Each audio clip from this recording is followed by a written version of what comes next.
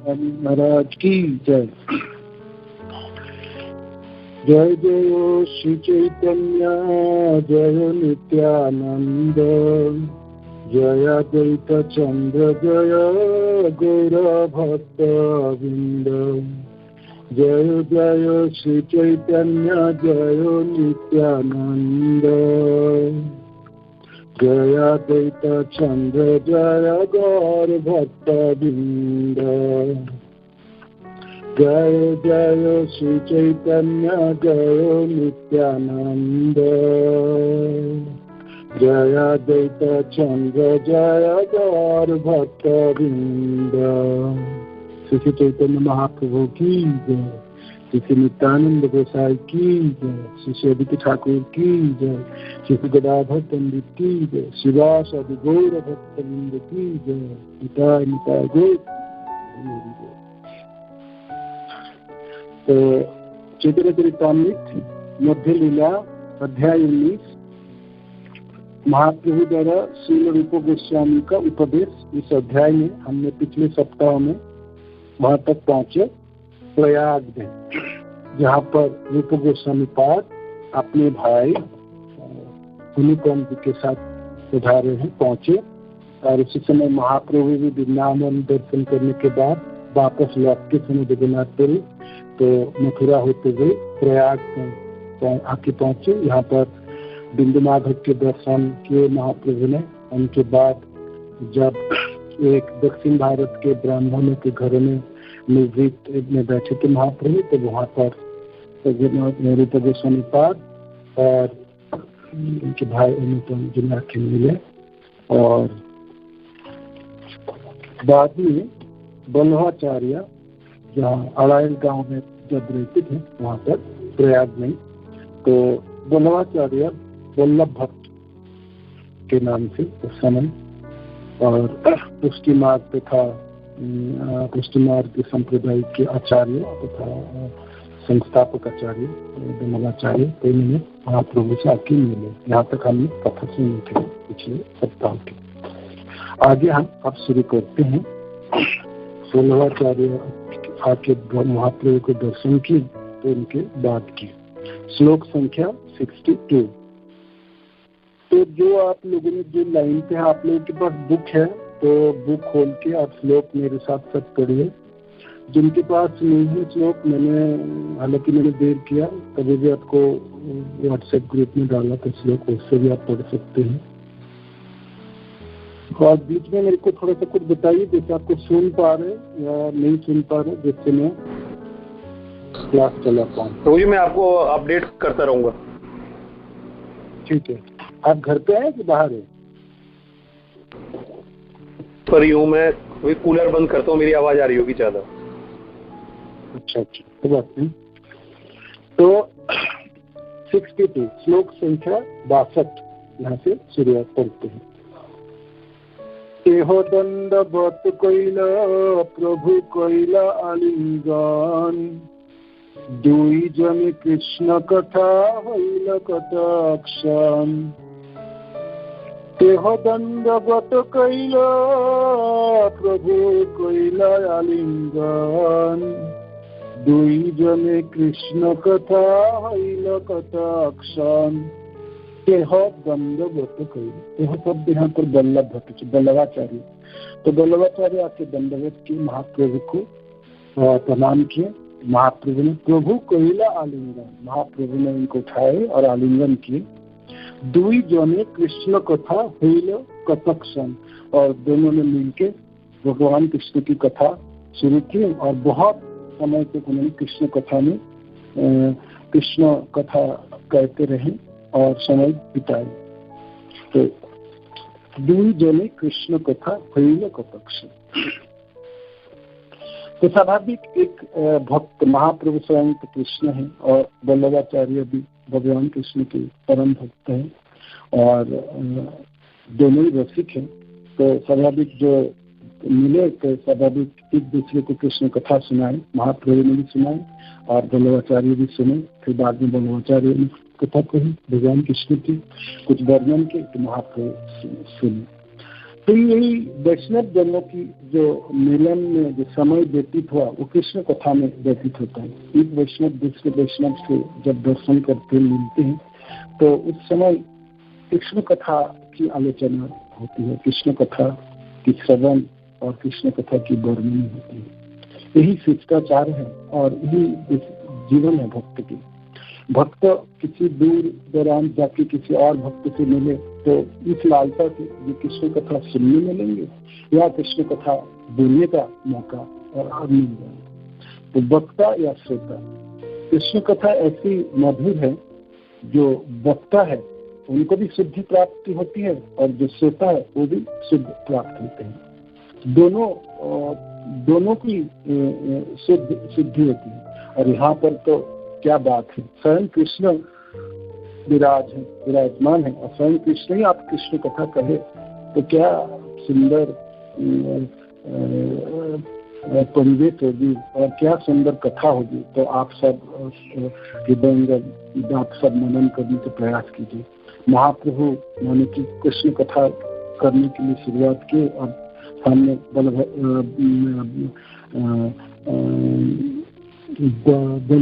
वल्लभाचार्य श्रवण कर रहे हैं। तो दोनों एक तो स्वयं कृष्ण है और दूसरे कृष्ण के परम भक्त हैं। तो कैसी कथा होगी और कैसी आतुरता के साथ वल्लभाचार्य कथा को श्रवण कर रहे थे। तो ये दृश्य सब आप अपनी आंख बंद करके मनन करने की प्रयास कीजिए। दुई जने कृष्ण कथा हुई कथा, बहुत समय तक बिताए कृष्ण कथा करके। कृष्ण कथा की मधुरता है, कितने समय तक भी आप कृष्ण कथा कहते रहें कभी आप क्लांत नहीं होंगे, थकेंगे नहीं, निरंतर स्फुरन होती है। तो कथा जो श्रवण करते हैं जो कथा आप कहते हैं तो दोनों ही मानो कि परोपाजे रहते हैं और आध्यात्मिक शक्ति समय काम करती है। भगवान के अंतरंग शक्ति के अंदर ही कृष्ण कथा की परिवेश बनती है। तो कृष्ण कथा जहाँ पर हो रही तो वहाँ पर माया शक्ति कार्य नहीं करती, वहाँ पर अंतरंगा शक्ति भगवान की कार्य करती है। तो इसलिए कथास्थली में कथावाचक तथा श्रोता सब वो समय योग माया तथा अंतरंगा शक्ति के अधीन होती है। इसलिए कथा श्रवण में जो बहुत मन को विलब्ध किए या जो कथावाचक है दोनों ही तरह ताजा रहते हैं। और विशेष करके जब विषय वस्तु कृष्ण हो, कृष्ण के रूप हो, कृष्ण की धाम के ऊपर हो, कृष्ण की लीला हो या कृष्ण की ऐश्वर्य की बात हो और भगवान कृष्ण की तरह तरह के अवतारों की कथा हो और जो भी है भागवत के ऊपर, गीता, वेदों में और शास्त्र में जो हम पर भगवान की गुणगान है। भगवान कृष्ण, कृष्ण के रूप, गुण, लीला तथा धाम कृष्ण कथा है। तो दोनों ने बहुत समय तक कृष्ण कथा कही और बिताए, दोनों आनंद के साथ कृष्ण कथा कहे और दूसरे श्रवण की। कृष्ण कथाई प्रभुर महाप्रेम उथलिल, भक्तर संकोचि प्रभु सम्मरण कइल। कृष्ण कथाई प्रभु महाप्रेम उथलिल। तो स्वाभाविक है जब भगवान कृष्ण की कथा चलना शुरुआत है श्रवण है तो महाप्रभु प्रेमासक्त हो गए। महाप्रेम उथलिल, प्रेम का प्रदर्शन होने लगे।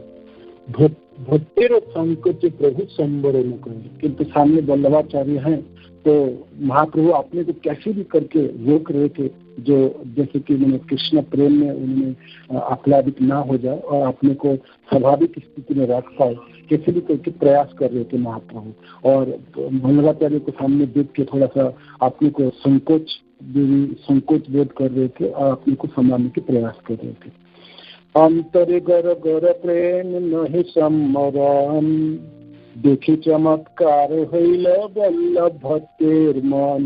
अंतरे गर गर प्रेम नहीं सम्मरण, तो भगवत प्रेम को प्रकाश ना करने के लिए प्रयास कर रहे थे, किंतु इसके बावजूद भी जो हृदय में कृष्ण के प्रति जो प्रेम है वो उद्वेलित हो रही थी और उसको ढकने के लिए, आवृत करने के लिए प्रयास करे थे। महाप्रभु अपने को संभालने के प्रयास करते, मैं कैसे भी करके आप अप्लावित ना हो जाओ और प्रेमासक्त ना हो जाओ और मैं स्वाभाविक स्थिति में रहूं, जिससे मैं बल्लवाचार्य से बात कर पाऊं और श्रवण कर पाऊं।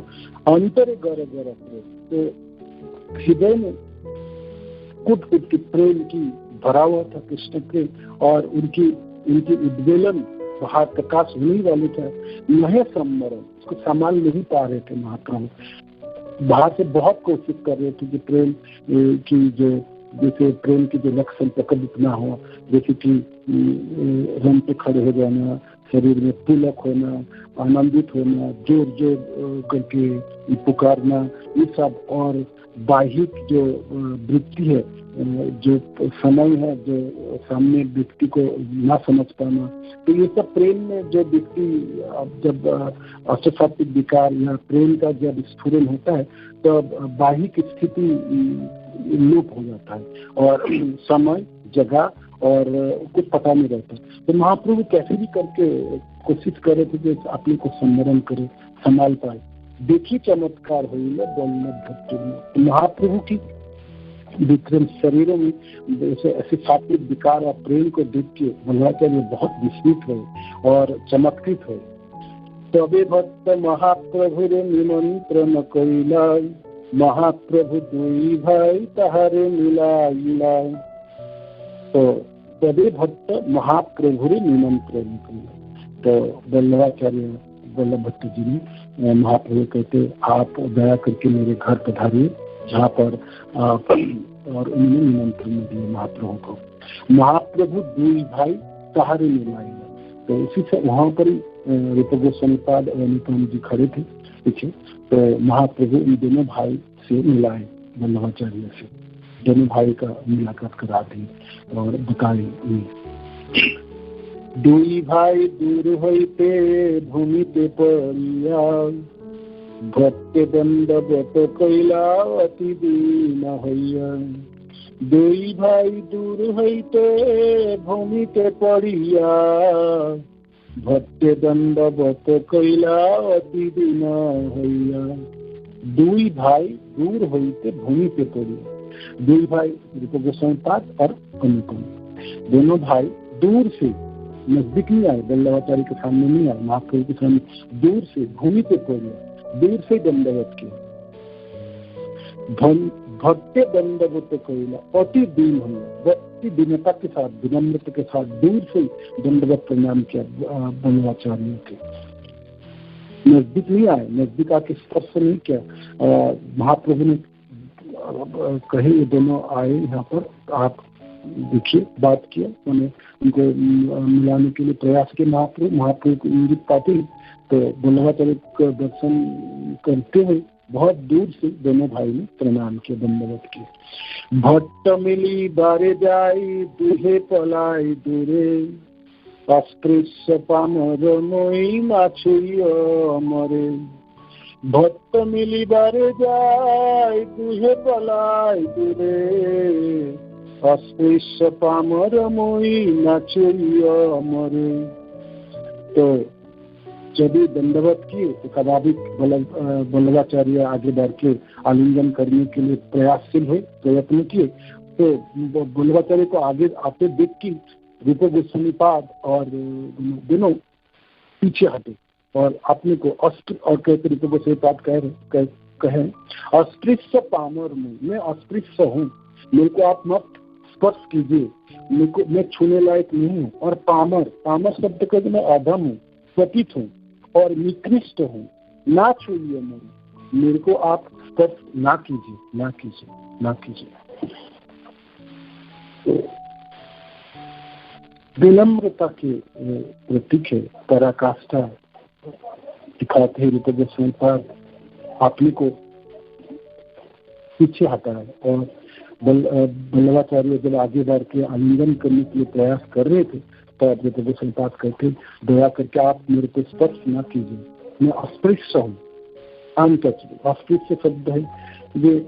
हालांकि रूप गोस्वामी पाद और दोनों अनुपम और सनातन गोस्वामी सारस्वत ब्राह्मण वंशज थे, किंतु जो दोनों विशेषकर सनातन रूप गोस्वामी पाद ने नवाब हुसैन साहब के वहाँ पर मंत्री पद के संभाले थे।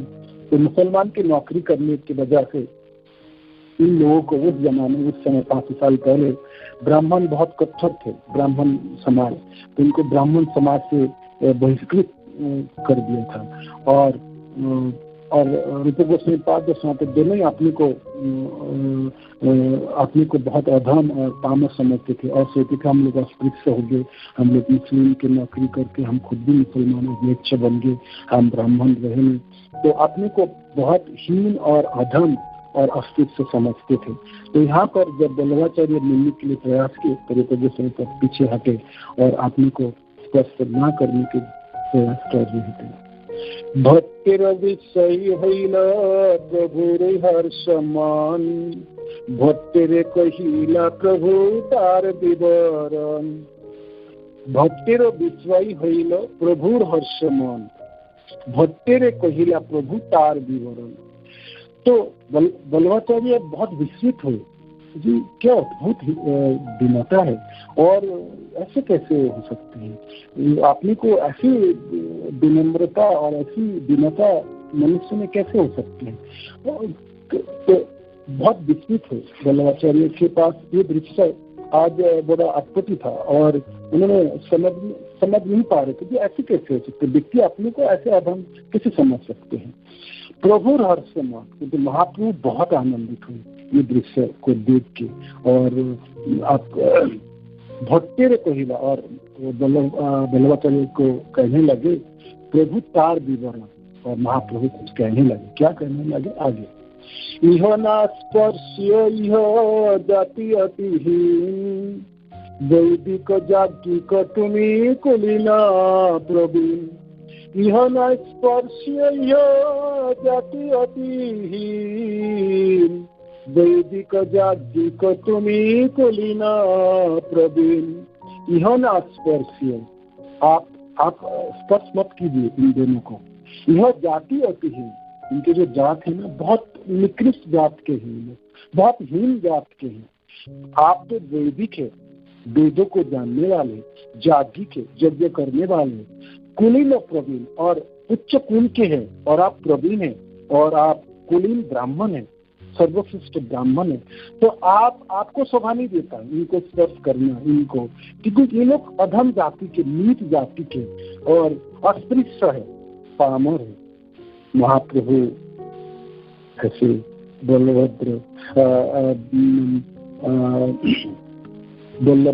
बल्लभाचार्य को कहते हैं। तो महाप्रभु की ये परीक्षा है बल्लभाचार्य के प्रति। महाप्रभु जानते थे कि गोस्वामी पाद की क्या लायकात है, कैसे कितनी महानता है, किंतु उस समय 500 साल पहले भी, आज भी है, ब्राह्मणों ने अपने को सर्वश्रेष्ठ कहता है। जो ब्राह्मण कुल में जन्म लेता है और जो ब्राह्मण है, तो ब्राह्मण समाज अपने को हमेशा उच्च कुल के वजह से वो लोग अपने को सर्वश्रेष्ठ मानते हैं, है ना। क्षत्रिय, वैश्य और शूद्र से ऊपर तो है ही है। तो हमेशा अपने कुल, अपने जन्म और अपने कर्म को श्रेष्ठ मानते हैं। हालांकि वो लोग कर्मकांडी हो और कहते माने कि ब्राह्मण के कुलों में, परिवार में जन्म होते ही सोचते हमने ब्राह्मण हो गए तो हम सब कुछ जानते हैं और सब मनुष्य से श्रेष्ठ है। तो स्वाभाविक के लोग के मनों में अहंकार होते हैं। और विशेष करके इसमें तात्पर्य में प्रभुपाद जी लिखते हैं, विशेष करके जो दक्षिण भारत के ब्राह्मण अपने आप को सर्वश्रेष्ठ मानते हैं बाकी सब लोगों से। तो महाप्रभु जब आंदोलन शुरू किया, हरे कृष्ण महामंत्र, तो हरे कृष्ण आंदोलन, तो ये एक आघात है इस ब्राह्मण कुलों के प्रति। महाप्रभु ये दिखाना चाहते थे, और ये सिर्फ ब्राह्मण कुलों में जन्म होने से श्रेष्ठ नहीं माना जाता। कोई व्यक्ति भगवान के भक्त हो, भगवान के प्रति प्रेमासक्त हो और हरे कृष्ण मंत्र को जप करते हैं, वो ब्राह्मण से भी सर्वश्रेष्ठ है। तो इसलिए महाप्रभु के आंदोलन बंगाल में जब उन्होंने शुरू किया, ये तो निम्न जो लोग तथाकथित निम्न जात के थे और निम्न वर्ग के थे, ये सब लोगों के लेकर महाप्रभु ने इस आंदोलन की सूत्रपात की। और कालक्रम में इस आंदोलन सब सब वर्ग के लोगों के अंदर प्रसारित हुए, किंतु उस समय की जो ब्राह्मण समाज इसको बहुत अच्छी आंखों से नहीं देखे और इसकी सराहना नहीं की। तरह तरह के महाप्रभु के आंदोलन को, विशेष करके लोगों को हरे कृष्ण मंत्र को जप करना और रास्ते में कीर्तन करना और सब एक साथ मिलकर संकीर्तन करना, तो ब्राह्मण समाज के ये उद्दंड है और ये ऐसा होना नहीं चाहिए। भगवान के ऐसे जोर जोर नाम कीर्तन और पुकार, ये सब नीच अधम और नीच जाति कैसे कर सकते हैं? नहीं होनी चाहिए। ये पापाचार कर रहे हैं और ये सब अधम लोग हैं। ये लोग ना वेद जानता है, ना वेद की रीति रिवाज जानता है, तो ऐसा कैसे कर सकता है? तो ब्राह्मण समाज बहुत कठोर और अपने इसको प्रतिरोध किया और इस आंदोलन को रोकने के लिए हर प्रयास किए। तो और यहाँ पर तो कृपा विशेष करके महाप्रभु ये समझाने के प्रयास करेंगे, वल्लभाचार्य बहुत बड़े कुलीन ब्राह्मण है और उच्च कोटि कुल की ब्राह्मण है और वैदिक रीति रिवाज में पारंगत है और विशेष करके जागृत ब्राह्मण है। तो मानो कि महाप्रभु कह रहे कि दिखाना चाहते कि आप लोग अपने को ब्राह्मण कहलाते हो, तो भाई अपने को सर्वश्रेष्ठ मानते, तो आप इनको ना स्पर्श कीजिए। तो ऐसी भावना महाप्रभु ने व्यक्त किया। तो ये दिखना चाहते हैं कि सदगुरु वल्लभाचार्य की क्या प्रतिक्रिया हो और वल्लभाचार्य क्या करना चाहते हैं। वो अपने को बहुत कुलीन ब्राह्मण समझ के अपने को दाम्भिक और अपने को रूप गोस्वामी पाद और अनिपन की स्थिति को ना समझ पाए, तो अपने ब्राह्मण चित्त स्वभावों की वजह से अलग रहे कि क्या करे। तो महाप्रभु ये इंगित कीजिए, आप ये दोनों तो ब्राह्मण है, अस्कृत से इसको स्पर्श ना कीजिए। आप तो कुलीन ब्राह्मण है, उच्च कोटि ब्राह्मण है, आपको ऐसा नहीं करना चाहिए। तो इसके बाद की जब महाप्रभु ने ऐसे कहे तो वल्लभाचार्य की क्या प्रतिक्रिया है आने वाले श्लोक में। दुहार मुखे निरंतर कृष्ण नाम सुनी, भक्त कहे प्रभुर किछु इंगित भंगी जानी। दुहार मुखे निरंतर कृष्ण नाम सुनी। तो वल्लभाचार्य ने देखे कि निरंतर दोनों कृष्ण नाम को उच्चारण कर रहे थे, हरे कृष्ण कृष्ण कृष्ण हरे हरे, हरे राम राम राम हरे। और निरंतर दोनों जप कर रहे थे, खड़े हुए थे सामने और निरंतर जप कर रहे थे। तो दुहार मुखे निरंतर कृष्ण नाम सुनी, रूप गोस्वामी पाद और अनिपन जी के दोनों ने जप कर रहे थे। दोनों को उन्होंने देखे जप करते हुए, कृष्ण नाम को उच्चारण करते हुए देखे। भक्त कहे प्रभु किछु इंगित भंगी जानी। तो दोनों भाई के द्वारा कृष्ण नाम को निरंतर जप करते सुनकर वल्लभ भट्टाचार्य श्री चैतन्य महाप्रभु के संकेत को समझ सके। वल्लभाचार्य समझ गए थे महाप्रभु जो क्या कहना चाहते हैं।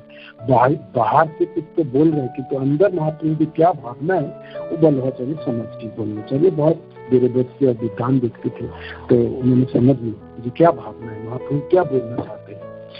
तुहार मुखे कृष्ण नाम करी छे नर्तन, एह दुई अधम नहे हई सर्वोत्तम। दुहार मुखे कृष्ण नाम करी छे नर्तन, এই দুই अधम नहीं है सर्वोत्तम। तो इस दोनों को मुखों में दोनों ने निरंतर कृष्ण नाम कर रहे हैं और कृष्ण नाम का नर्तन तथा कृष्ण नाम, जब ये दोनों निरंतर कृष्ण नाम का कीर्तन करते रहते हैं तो फिर अस्पृश्य कैसे हो सकता है? जो व्यक्ति निरंतर भगवान कृष्ण के नाम उच्चारण कर रहे हैं वो पामर, अधम और अस्पृश्य कैसे हो सकता है? तो वल्लभाचार्य ने कहा ये तो इस पर अस्पृश्य नहीं हो सकता, ये तो अधम व्यक्ति नहीं हो सकता, और ये तो सर्वोत्तम सबसे उत्तम व्यक्ति है, मनुष्य में सबसे उत्तम व्यक्ति है। जो निरंतर भगवान कृष्ण के नाम उच्चारण करते हैं वो सर्वोत्तम व्यक्ति है। तो वो व्यक्ति ये अधम कैसे हो सकती है? अधम नहीं हो सकता है। वल्लभ भट्टाचार्य ने स्वीकार किया, जब ये दोनों निरंतर कृष्ण नाम का कीर्तन करते रहते हैं तो फिर अस्पृश्य कैसे हो सकता है? उल्टे यही सर्वोत्तम वल्लभाचार्य ने कहते जी। आप कैसे कहते? महाप्रभु ने कहा जी अस्पृश्य है, अधम है, आप इनको स्पर्श ना कीजिए, ये हीन जाति के हैं, आप तो कुलीन ब्राह्मण है, उच्च कोटि के ब्राह्मण है, आप जाज्ञिक है और आप प्रवीण है, तो आपको शोभा नहीं देता इनको स्पर्श करना या आलिंगन करना। तो वल्लभाचार्य कहते हैं ये निरंतर कृष्ण नाम के उच्चारण कर रहे हैं और इनके जीवा में निरंतर कृष्ण नाम के नर्तन तथा कीर्तन हो रहे हैं। तो ये व्यक्ति कैसे अस्पृश्य तथा अधम हो सकता है? ये तो सर्वोत्तम व्यक्ति है मनुष्य में, है ना, मनुष्य लोकों में सर्वश्रेष्ठ व्यक्ति है। इस श्लोक के तात्पर्य में प्रसाद जी लिखते हैं, वल्लभ भट्टाचार्य द्वारा दोनों भाइयों के उच्च पद की स्वीकार किया जाना उन लोगों के लिए नसीहत है जो अपने ब्राह्मण पद पर गर्व करते हैं। कभी कभी तथाकथित ब्राह्मण हमारे यूरोपीय तथा अमेरिकी शिष्य को भक्त या ब्राह्मण नहीं मानते और कुछ ब्राह्मण तो इतने गर्वित होते हैं कि वे उन्हें मंदिर में नहीं घुसने देते। यहाँ पर महाप्रभु बहुत बड़ी शिक्षा दे रहे हैं। यद्यपि वल्लभ भट्टाचार्य ब्राह्मणवाद के धुरंधर पंडित थे, फिर भी उन्होंने स्वीकार किया कि जो भगवान के नाम का कीर्तन करते हैं ये प्रामाणिक ब्राह्मण तथा वैष्णव है, अतः सर्वोत्तम। तो सिर्फ ब्राह्मण कुल में जन्म हो या वेदों की पाठ करना या कर्मकांडी करना, तो ये सर्वोत्तम नहीं। सर्वोत्तम है वो व्यक्ति जिसके मुखों में भगवान कृष्ण के नाम है, जो निरंतर भगवान कृष्ण के नाम उच्चारण कर रहा है, वो सर्वोत्तम व्यक्ति है। बेशक वो निम्न कुल में क्यों न जन्म उनका हो, और वो व्यक्ति सर्वोत्तम और ब्राह्मण की बराबर है, ब्राह्मण से भी श्रेष्ठ वैष्णव कहलाता है। तो यहाँ पर प्रभुपाद जी तो वर्णन किए, प्रभुपाद जी ने यहाँ पर वर्णन की जो अमेरिकन, जो मेरा अमेरिकन शिष्य, यूरोपियन शिष्य है, वो लोग को इस भारतीय जो ब्राह्मण तथाकथित ब्राह्मण को ब्राह्मण समाज स्वीकार नहीं करते और कहते ये लोग म्लेच्छ है, ये लोग भक्त बनने के लिए लायक नहीं है, भक्त नहीं बन सकते। किंतु प्रभुपाद जी भी करके दिखाए। हजारों लाखों करोड़ों आज विदेशी जो भारत से बाहर रहते हैं और भगवान कृष्ण की हरे कृष्ण आंदोलन में भाग लिए, महाप्रभु की कृपा से और प्रभुपाद की कृपा से निरंतर कृष्ण नाम के जप करने के माध्यम से सिर्फ जप करके अपने को, अपनी स्थिति को परिवर्तन किया, अपने जीवन के पाप कार्यों को उन्होंने रोके, पूर्व जन्मों के प्रारब्ध को भी रोके और अपने को ब्राह्मण के स्तर तक ले आए। म्लेच्छ तथा निम्न स्तर से ब्राह्मण के स्तर तक अपने को उन्नीत किया और निरंतर भगवान के नाम उच्चारण करके भगवान कृष्ण से चरणाश्रित होके भगवान में आसक्त होने से भगवान वैष्णव को प्राप्त हुआ, तो जो ब्राह्मण से भी श्रेष्ठ कहलाता है, माना जाता है। तो आज हजारों लाखों अमेरिकन या यूरोपियन शिष्य है और ये जो आचार्य के पद संभालते हैं इस्कॉन सोसाइटी में और विशेषकर रशियन डिवोटीज और ऐसे ऐसे जहाँ पर उन लोगों की संस्कृति, उन लोगों की रहन सहन, उन लोगों की जीवन यात्रा जो भक्ति रास्ते पे चलने के लिए बिल्कुल सक्षम नहीं है, जो लोग भक्त बनने के लिए कुछ भी लायकात नहीं थे, सिर्फ भगवान कृष्ण के नाम जप करने के बजाय नाम करने से उन लोगों की सिद्धि प्राप्ति हुआ, अपने जीवन के स्तर को उन्नत किया और ब्राह्मण पद तक उठे और उसके ऊपर ब्राह्मण से ऊपर वैष्णव पद को प्राप्त किए और आचार्य बने और भागवत की श्रवण, भागवत के पठन, गीता और शास्त्र की आलोचना, शास्त्र की रसास्वादन करते हैं,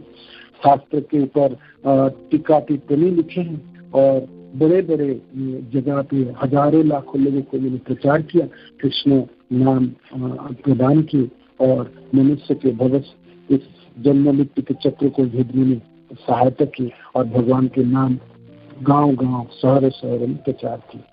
तो ये सिर्फ भगवान के नाम जप करने के माध्यम से कर पाए। तो यहाँ पर वल्लभाचार्य ने भी इसको सपोर्ट किया।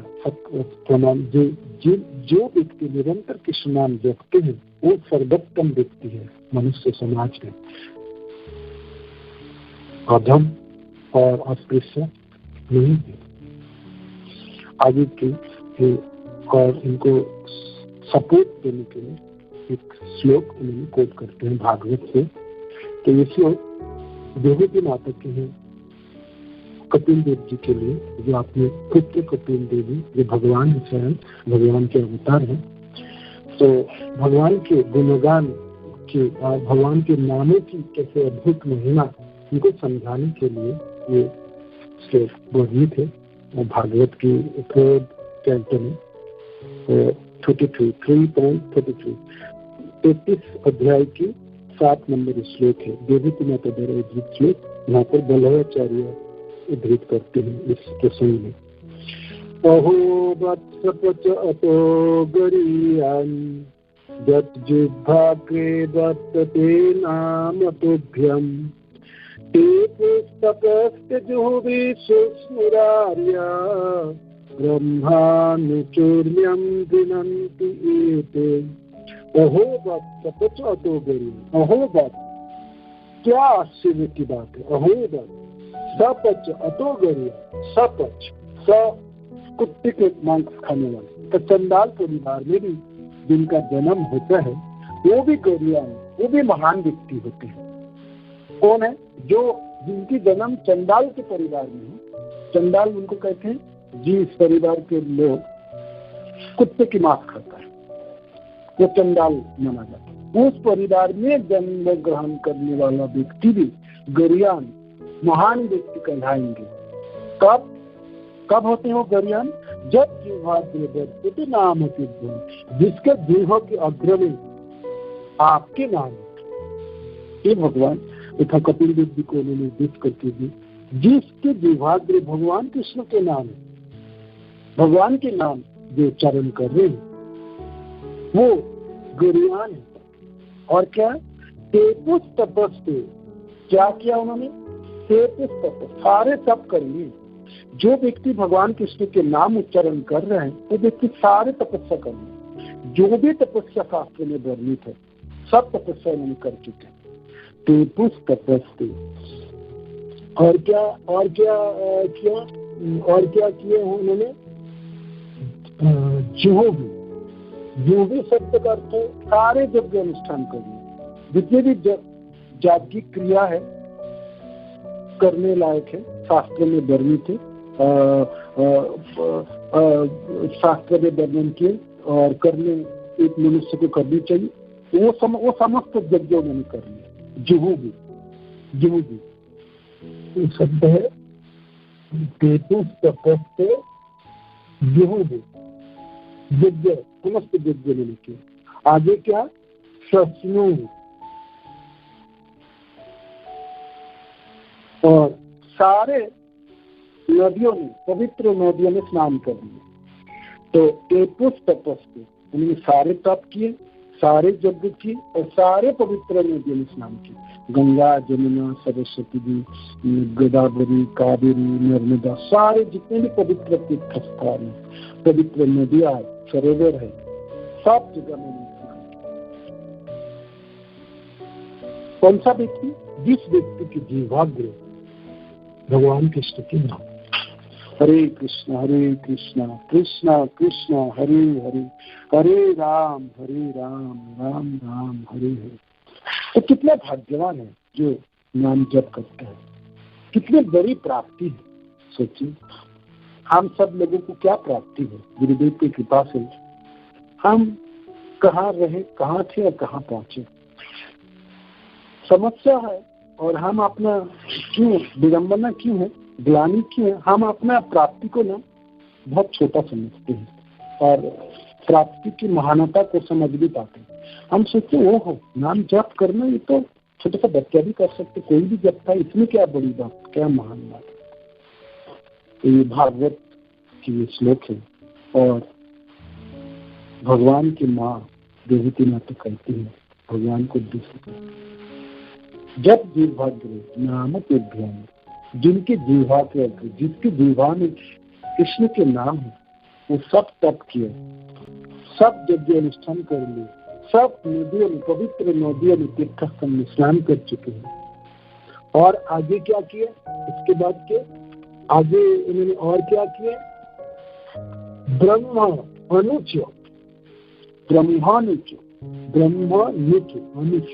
ब्रह्म शब्द समस्त वेद को पाठ कर, सब वेदों को पाठ कर लिया है, एक स्नान जीवे रखे, समस्त वेदांत उपनिषद सब पाठ कर, जिन्होंने भगवान के नाम उच्चारण, जो नाम उच्चारण कर रहे हैं वो समस्त वेदों के कथन कर लिए। नाम घेवन देते, जो भगवान के नाम को उच्चारण कर।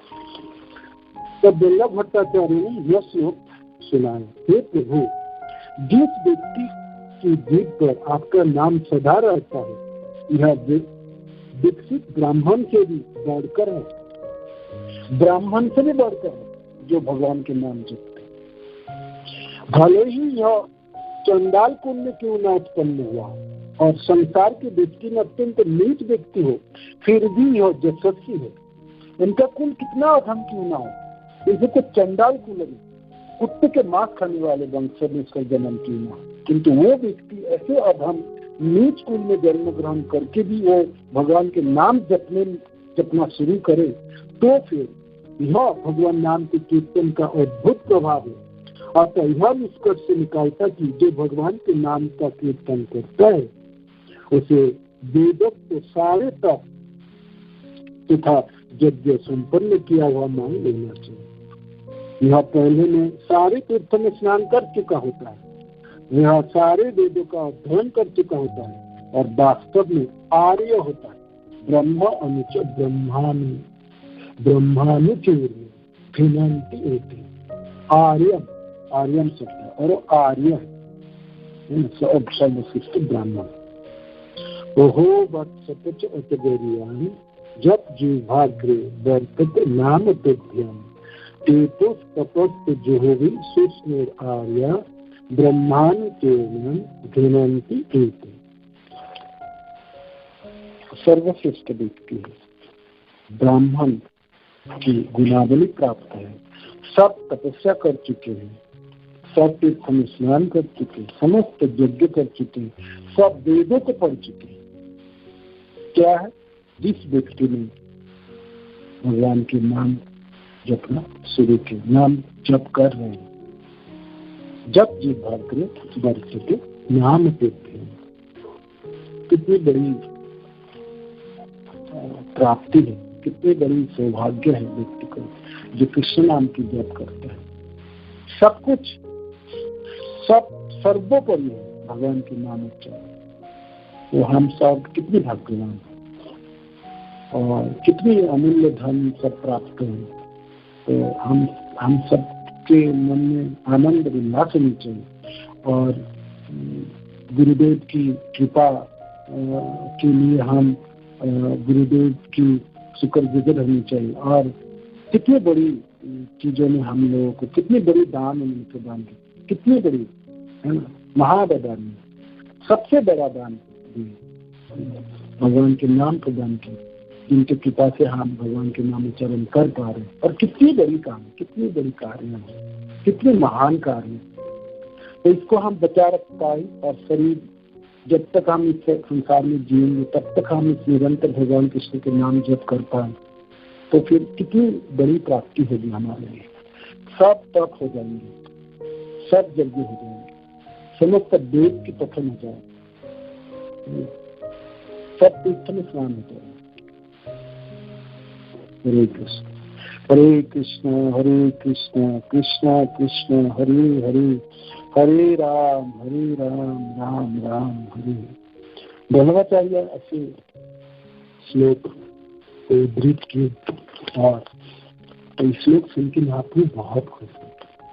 आगे सुनि महाप्रभु तारे बहु प्रशंसिला, प्रेमाविष्ट होइया श्लोक पढ़िते लागिला। महाप्रभु बहुत हंसी थे, बहुत आनंदित हुए वल्लभाचार्य की इस भावना को देख के, समझ के, और प्रेमाविष्ट हुए, प्रेम में आसक्त होकर महाप्रभु श्लोक पढ़ने लगे।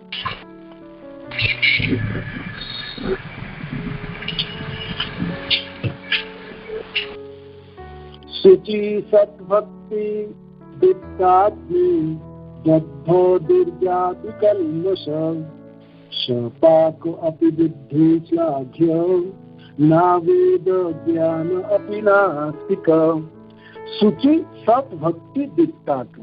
शुचि वो व्यक्ति, शुचि शब्द का अर्थ है तो ब्राह्मण के पद प्राप्ति होता है, अंदर और बाहर पवित्र हो जाता है। सद भक्ति और भक्ति को प्राप्ति करता है। भक्ति कैसे भक्ति? सद भक्ति। सद भक्ति के शब्द अहित की भक्ति, जो भक्ति कर रहा है भक्ति की वजह से मैंने और कुछ कोई भौतिक लालसा या कामना नहीं है। भगवान में प्रेम करने के लिए, प्रेमासक्त की वजह से, प्रेम की वजह से मैंने भक्ति के कार्य को संपादन कर रही है। दीप्ताग्नि, ऐसे भक्ति के अग्नियों से, प्रज्वलित अग्नियों से क्या होता है? दग्ध दूर जाति कलमश, दग्धित भस्मीभूत हो जाता है। क्या भस्मीभूत हो जाता है? कलमश, उनके सारे पाप नष्ट हो जाता है। हृदय की सारे कलमश, सारे गंदगी, पिछले जीवनों की जितने भी पाप, प्रारब्ध या अपारब्ध, सब भस्मीभूत हो जाता है। दूर जाति, दूर जाति शब्द का अर्थ है जो निम्न कुलों में भी जिनका जन्म हुआ, निम्न माने कि उनको चंडाल कुलों में जन्म हुआ, और निम्न कुलों में जन्म होने से उस कुलों की वजह से, उस परिवेश में रहने की वजह से वो स्वाभाविक पापाचारी बनता है और पाप में आसक्त होता है। ऐसा होने के बावजूद भी क्या जिन्होंने भक्ति के आश्रय ग्रहण किए, भगवान कृष्ण के नाम उच्चारण करके भगवान कृष्ण की भक्ति के रास्ते पे चल पड़े, तो वो शुचि हर तरह से पवित्र हो जाता है, अंदर से भी और बाहर से भी, और भक्ति के अग्नि से उनके सारे कलमश भस्मीभूत हो जाता है। सपाको अपनी बुद्धि से आते, सपाको, और ऐसा व्यक्ति मानो कि चंडाल परिवार में क्यों ना जन्म हो, जो बुद्धिमान लोग हैं वो लोग क्या कहते हैं? श्लाघ्य। बुद्धिमान लोग का श्लाघन्य कहते हैं। बुद्धिमान समाज है, जो उच्च ब्राह्मण समाज है, और जो लोग दूरदर्शी है और आचार्य है, वो लोग श्लाघ्य, इनकी श्लाघना, इनकी गरिया, इनकी महानता को वर्णन करते हैं। ना वेदोक्तो अपि नास्तिको, किंतु जो व्यक्ति नास्तिक है, भगवान जिसके मुख में भगवान के नाम के उच्चारण नहीं है, जो भगवान को नहीं मानते, भगवान के साथ कोई संबंध नहीं है, भगवान की सेवा या भगवान में आसक्त होने के लिए कोई प्रयास नहीं है, देशों को व्यक्ति वेदों क्यों ना हो, समस्त वेद को भी जानने वाला क्यों ना, और वेदों में पारंगत क्यों ना हो, तो फिर वो इतना प्रिय नहीं है जितना वो व्यक्ति है जो निम्न कुल में जन्म होकर भक्ति के रास्ता को ग्रहण किया है। शुचि सत भक्ति दिक्ताग्नि दग्ध दुर्जाति कलमश सपाको अपि बुद्धि स्याग्नि न वेदज्ञ अपि नास्तिक। श्री चैतन्य महाप्रभु ने कहा, जो व्यक्ति उस भक्ति के कारण ब्राह्मण के शुद्ध गुण से युक्त है, जो प्रज्वलित अग्नि की भांति विगत जीवन के सारे पापों को जला देती है, यह निम्न कुल में जन्म लेने जैसी पाप कर्मों के परिणामों से बच जाता है। भले ही यह चंडाल के परिवार में क्यों न जन्मा हो, विद्वान उसे मानते हैं, किंतु वैदिक ज्ञान में पंडित व्यक्ति यदि नास्तिक हो तो मान्यता नहीं मिलती।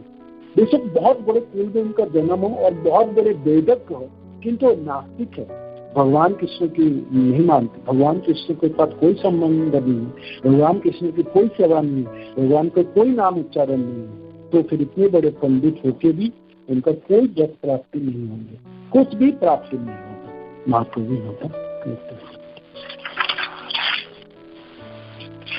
भगवत भक्ति ही जाति शास्त्र जपस्तप अप्राणेश्वरेव देहस्य मंदनम लोकरंजनम। भगवत भक्तिहीनस्य, महाप्रभु आगे कहते हैं, भगवत भक्तिहीनस्य जाति शास्त्र जपस्तप अप्राणेश्वरेव देहस्य मंदनम लोकरंजनम। तो जो जिसका भक्ति नहीं है, जो भगवान के भक्ति के बिना है, ही भक्ति जिनके अंदर नहीं है, तो उससे उसको क्या लाभ है? माने कि उस व्यक्ति के लिए बहुत बड़ी जाति हो, बहुत बड़ी कुल में उनको जन्म हो, शास्त्र बहुत शास्त्रों को जानने वाला है, बहुत उन्होंने जप या तप किए, तो उससे सब क्या लाभ है?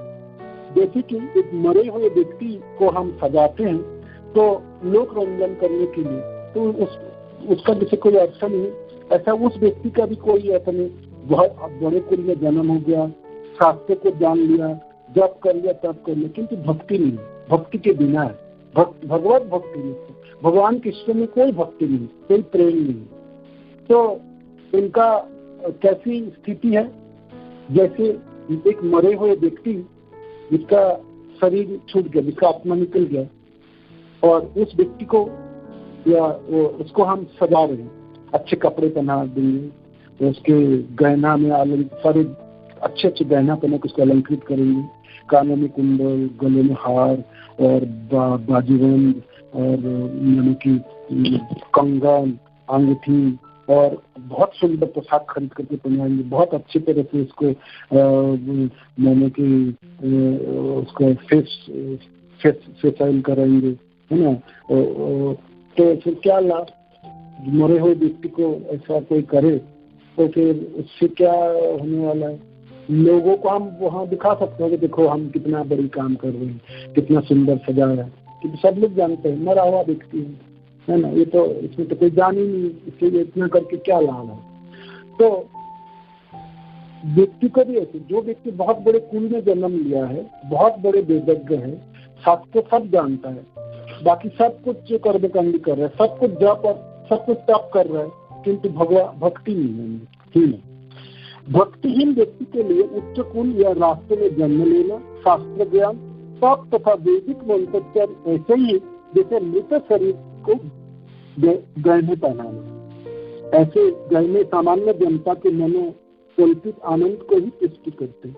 ठीक है, बाहर के लोग तो बोले, हाँ देखो कितना मरने के बाद भी कितना सुंदर सजा है, वो तो मनोरंजन होगा, लोग बढ़ावा देंगे, किंतु उससे लाभ क्या होगा? लाभ तो कुछ नहीं है, निरर्थक है। तो ऐसे उस व्यक्ति के जीवन भी निरर्थक है जो भक्ति के हीन, जिसके अंदर कोई भक्ति नहीं है। वो मरा हुआ व्यक्ति है, जीता हुआ व्यक्ति भी मरा है, मुर्दे की तरह जीता हुआ व्यक्ति। और कैसे व्यक्ति है? मानो कि उसमें सारे सज्जित है, अच्छे अच्छे कपड़े पहना है, गहने पहना है, किंतु मरा हुआ है, उसमें जान नहीं, मुर्दा व्यक्ति जो चलता फिरता मुर्दा है। तो महाप्रभु यहाँ पर भक्ति के बिना की जीवन की निरर्थकता को वर्णन करते हैं। भगवत भक्तिहीन जाति शास्त्र जपस्तप अप्राणेश देहस्य मंदनम लोक रंजन। ये दोनों श्लोक हरिभक्ति सुधोदय से, इससे पहले वाला और ये दोनों श्लोक हरिभक्ति सुधोदय से उद्धृत है। तो इतना समय तक हो गया। हरे कृष्ण। जय श्री प्रभुपाद की जय, गुरु महाराज की जय। किसी को कोई प्रश्न है या कुछ टीका टिप्पणी है तो आप बताइएगा।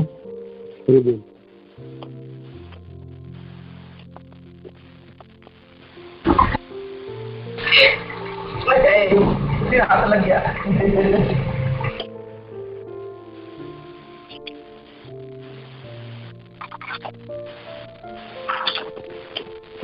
हरे कृष्णा।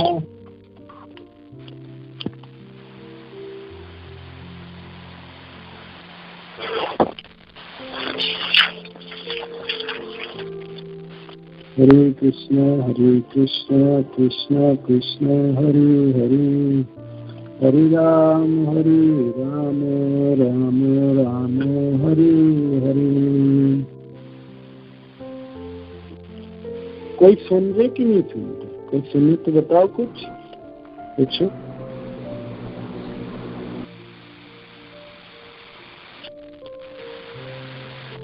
कुछ अच्छा नहीं लगा? कोई टीका टिप्पणी नहीं है? कोई प्रश्न नहीं है? हरि बोल। हरे कृष्णा।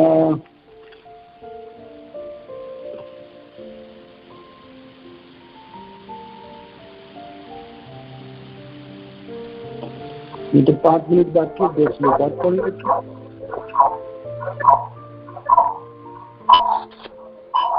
हरे कृष्णा प्रभु जी, धन्यवाद।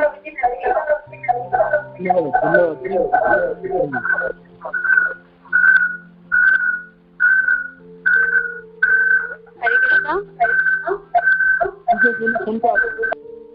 कमल मंजरी माता जी, रस्ता राधिका का मोबाइल उधर दूर ले जाइए। पूछिए पूछिए। हरे कृष्ण प्रभु जी, धन्यवाद प्रणाम। जी जी बताइए। तो वही अभी आपने बताया कि चाहे व्यक्ति ऊंचे कुल में, बहुत ऊंचे कुल में जन्म ले और वेदों पुराणों का भी उसे ज्ञान हो, लेकिन कृष्ण भक्ति नहीं है तो वो अज्ञानी है। तो अगर उसने ऊंचे कुल में जन्म लिया तो कोई वो नहीं है, लेकिन अगर उसे वेदों पुराणों का ज्ञान है तो शायद वो फिर भक्ति में क्यों नहीं जाएगा? जैसे वेद और पुराणों की क्या, वेद और पुराणों सब की क्या लक्ष्य है, ये सब क्यों लिखा गया है कि समाज में भगवान ने क्यों प्रदान किए? तो वेद और पुराणों के माध्यम से वो भगवान कृष्ण की भक्ति कर पाए, भगवान कृष्ण में आसक्त हैं। इसका उद्देश्य है, समस्त वेदों का ये उद्देश्य है। वेदों को जानने वाले, वेदों भगवान कहते हैं ना, नहीं वेदों में जानने वाला नहीं हूँ और मेरे को जानने के लिए ये सब प्रदान किया। तो मानो कि कोई व्यक्ति वेद पढ़ता है, शास्त्र पढ़ता है, श्लोक रखता है, किंतु भगवान के साथ कोई संबंध नहीं है ना, भगवान को ही नहीं जान पाता, कृष्ण के साथ कृष्ण को ही नहीं जान पाते, कृष्ण की भक्ति करने का कोई प्रयास नहीं होता, कोई प्रयत्न नहीं होता, तो फिर निरर्थक है, उनका जीवन ही बेकार है। वो मुर्दा व्यक्ति है, वो उसको पढ़ना ना पढ़ना है, वो तो पढ़े हुए मूर्ख है ना, विद्वान मूर्ख है ना। आजकल जैसे ताई से दूध वाले लोग दिखे ना, सब पढ़े लिखे मूर्ख है।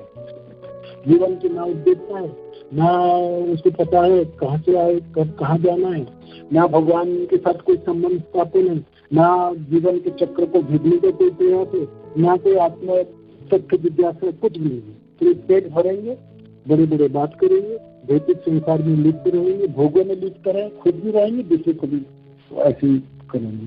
तो ऐसे पढ़ाई की क्या लाभ? वेद, वेदांत, उपनिषद, पुराण, महाभारत, रामायण, ये सब को पढ़ के क्या है? ये सब को पढ़ के जो भगवान कृष्ण में आसक्त है, भगवान में आसक्त है, भगवान के साथ संबंध स्थापन है, भगवान को समझने के लिए प्रयास है और भगवान की सेवा हो।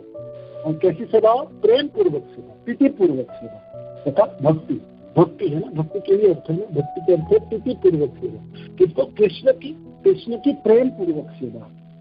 तो भक्ति के रास्ते पे इन्हीं समझाने के लिए ये सब भगवान ने प्रदान किए है ना, ये सब प्रदान किए। तो जो करने के लिए दिया गया, हमने वो ना करके हमने कर्मकांडी बने, हम अपना विदग्ध बन के हमने दंभ को प्रकाश किए, हम अपने को ज्ञानी कहलाए, किंतु जिस उद्देश्य से ये सब लिखा गया वो ना हो तो फिर वो बेकार है। एक पुण्य भी बेकार किया, एक पढ़ाई भी बेकार किया और ये जीवन भी बेकार किया, वो सब चूल्हे नहीं, मैंने वो नरक गति होने वाले हैं। अपने जीवन को तो बचा ही नहीं पाए, जन्म मृत्यु चक्र को भेद नहीं कर पाए, तो फिर किस काम की बताओ? किस काम की वो जीवन है, किस काम की उस पढ़ाई है और किस काम की उस प्रयास है, जिस कर्म से, जिस विद्या से और जिस कुलों में जन्म होने से मनुष्य के अधोगति हो जाए और निम्न गति को प्राप्त हो, तो उसके जीवन ही बेकार है, व्यर्थ है ना, धिक्कार है ऐसे जीवन को। क्या लाभ बताइए? क्या लाभ है? क्या लाभ है? क्या लाभ?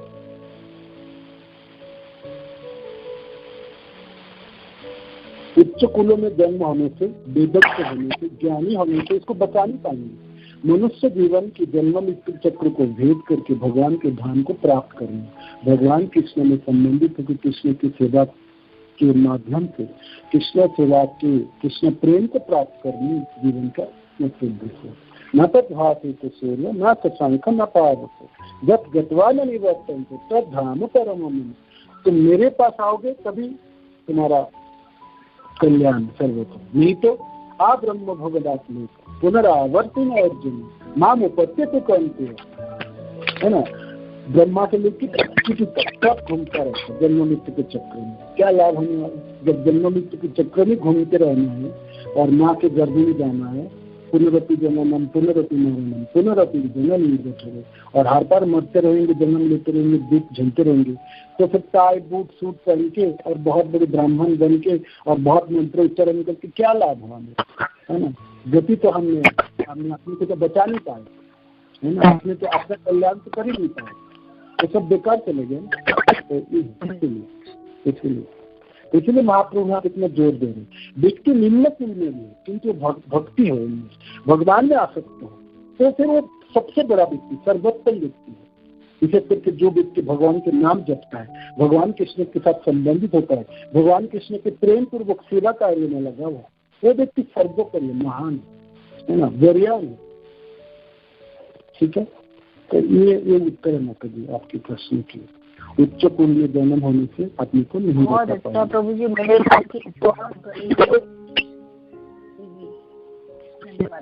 हम सबको भी, जैसे हम सबका भी, हम अपने अपने स्तर में हमारा शिक्षा है भौतिक, तो भौतिक शिक्षा हमको क्या कराने वाला, पेट भरने के लिए है थोड़ा सा, और क्या जीवन में बताने वाला है ना।